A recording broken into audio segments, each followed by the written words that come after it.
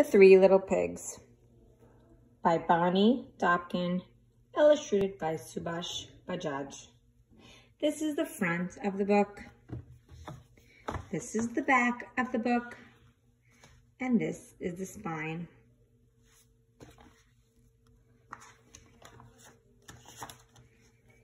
Porter was a relaxed sort of pig. He liked to play, eat, and sleep. Perry was a creative type of pig. He had lots of ideas, but he didn't always finish what he started. And Parker was a thoughtful little pig who worked hard and did everything just the way he was supposed to. The kind of annoyed his two brothers. Well, the three little piglets got older and older and bigger and rounder. One day their mother made a decision. "You've grown too big for this little house," she said. "It's time for you all to go off onto your wide, wide world and build homes of your own." So the three little pigs packed their bags and got ready to leave their new, too cozy home. "Any advice for us, Mother?" asked Parker. "Why, yes," said the mother. "Watch out for that no-good big bad wolf who's always skulking around. And remember, always work hard. Remember to plan, and whatever you do, do the best that you can." The three little pigs kissed their mother goodbye, then they trotted out of the house, down the road, and out of the village. Before they had gone very far, they came to a big field full of golden haystacks. "You know," said Porter quickly, "I think I'll build my house of straw. It's a nice color, and the house will be easy to build." "I'm not sure this is a good plan," said Parker. "Will it be warm enough? Will it keep out the rain? What will happen when the wind is strong?" Porter rolled his eyes. "It will be a great house," he said, "and I still have time to play when I'm done." "Then good luck to you," said Perry and Parker, and they continued down the road. Soon, Parker and Perry came to a shady grove of trees. "You know," said Perry, "I think I'll build my house of logs. Logs are strong, and I can paint them different colors." "That sounds like a good plan," said Parker, "if you finish what you start." "I will," said Perry, and he waved as Parker continued down the road. Perry stood and looked up at the trees. He said, "Cutting down those trees would take a long time. I'll build my own house from sticks on the ground instead." And that's exactly what he did. Further down the road, Parker was busy planning his house. He bought bricks and stone and mortar for the walls. He bought strong oak planks for the doors. He worked on the house for days and days. But when he was done, he felt happy. "Mother would be proud," he said. "I worked hard and I made my house the best it could be." Now, what none of these pigs realized was that someone very bad knew they had left their mother's house. And what do you think that someone was? And who do you think that someone was? Yes, it was a no-good big bad wolf. First, the wolf went to Porter's house. He saw bundles of hay held together by rope, and he saw Porter Pig outside, napping in the sun.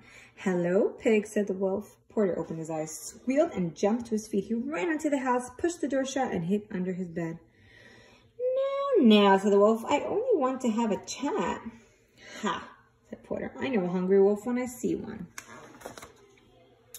"It really doesn't matter," said the wolf. Little pig, let me come in." "Are you kidding?" said Porter. "Not by my hair of a chinny chin chin. Then I'll huff and I'll puff and I'll blow your house in." The wolf stepped back. Then he huffed and he puffed and he blew all with his might. The straw house flew apart. The wolf pounced, the pig bounced, and Porter squealed and ran. Said the wolf. "Unfortunate." The next day, the wolf decided to try again. He strolled down the road until he saw a flimsy house made of sticks and twigs. Perry was lying in the hammock outside. "Hello, my little piggy," said the wolf. Perry jumped up in fright. He ran inside his shaky house and pushed a dresser against the door. "Ha," said the wolf. "Does you really think that's going to help?" He cleared his throat. Little pig, let me come in." "No way," said Perry, "not by the hair of my chinny chin chin. Then I'll huff and I'll puff and I'll blow your house in." The wolf stepped back. He took 2 huffs and he blew 2 puffs, and then he blew with all his might.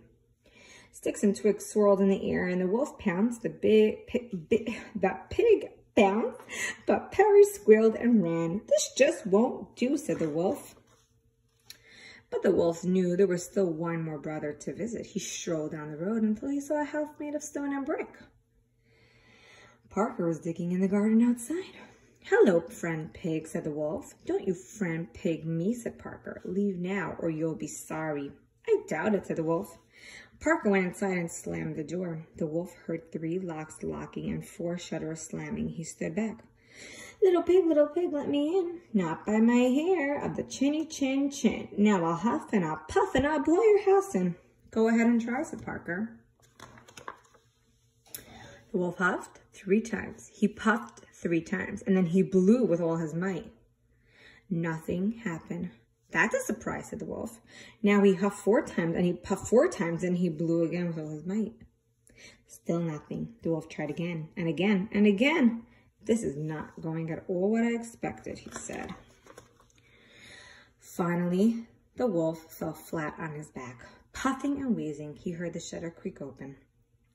"I knew my house would stand up to that no-good wolf," said Parker. "I'm just glad he didn't think about coming down the chimney." The shutter slammed shut.